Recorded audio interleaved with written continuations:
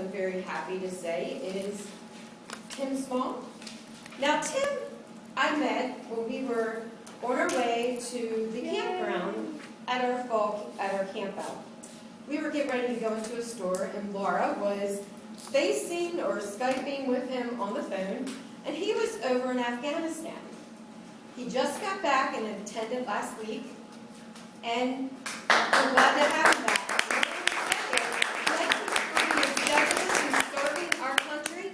Thank you for training young men in the way and be very selfless to them. I'm very looking forward to what you have to say and what motivation you have for us today. Please help me in welcoming Tim Small.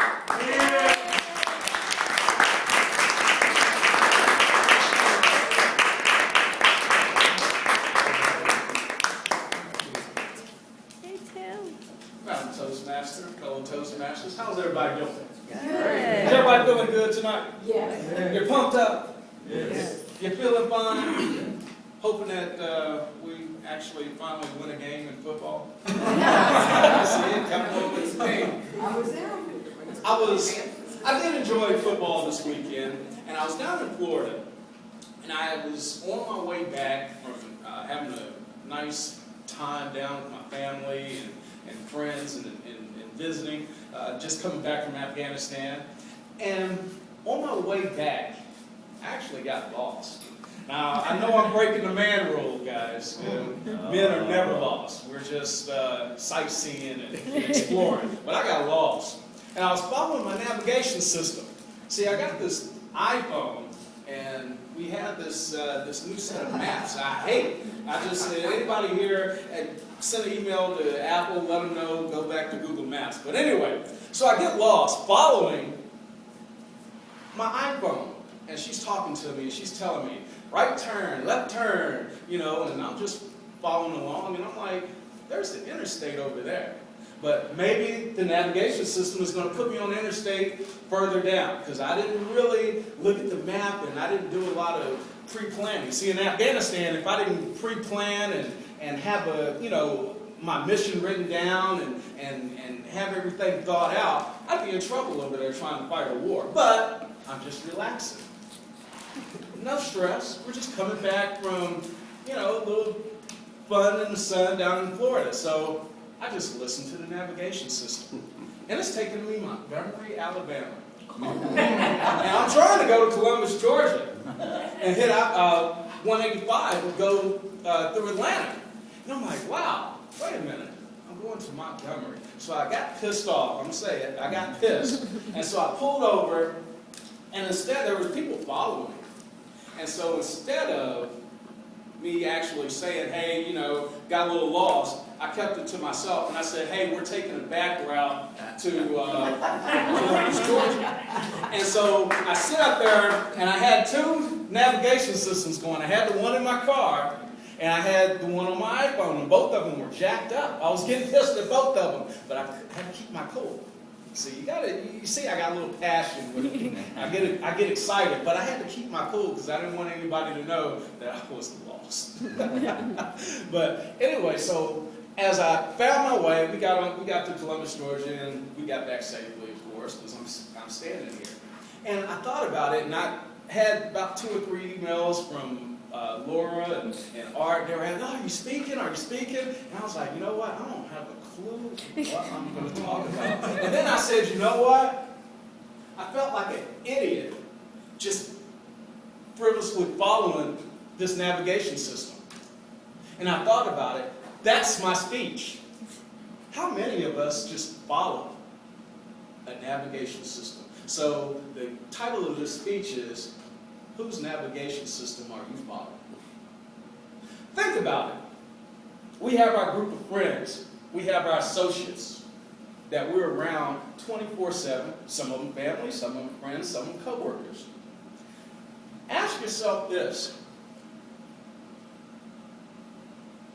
Most of the time, well, just picture this. Most of the time, our family and friends, and especially our closest friends, you take your 5 closest friends, and I know I've said this before, if you show them to me, and I don't really talk to you, I can find out who you are just by interacting with those 5 closest friends.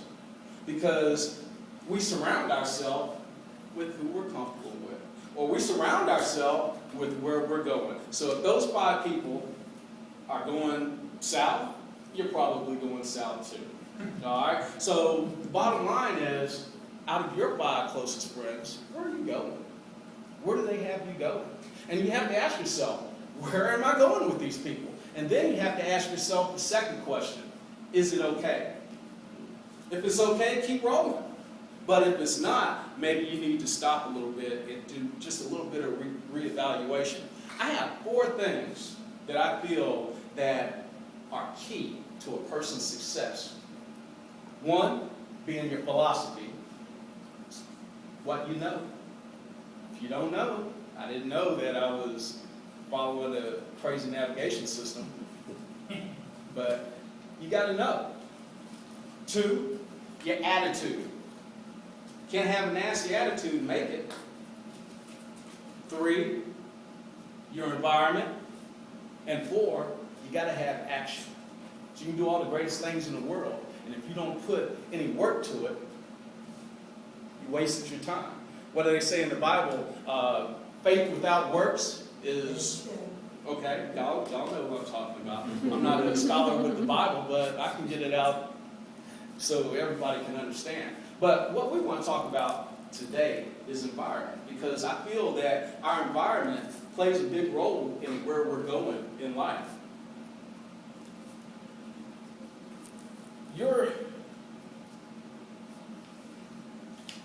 We have to actually sit back and make a decision. One of the biggest things, one of the hardest things for people to do is making a decision to get rid of toxic people in our lives. How many people have toxic people in their lives? Let me ask you a question. Why are they still there? Good question. I mean, there's a lot. That's a good question, right? Why are they still there? I'm married to it. But sleeping with the enemy. But it plays a big role. And sometimes, you know what, you can be as positive as you want, and you can control. You can try to change people as much as hard as you want. You can be sedulous and trying to change people. But sometimes, Don Hudson said that people change when the pain not to change exceeds the pain to change. Y'all get that? You want me to say it again? Yeah. Most people don't change until the pain to change exceeds. Oh, I'm sorry, did I mess it up? Hold on. Most people don't change until Lord, I messed my my quote up, but I will get that to you guys at the end of this. It's one of my favorite quotes, and it's because I'm a little bit nervous, and I got the red light. So what I'm going to do is I'm going to go ahead and close this out by saying this.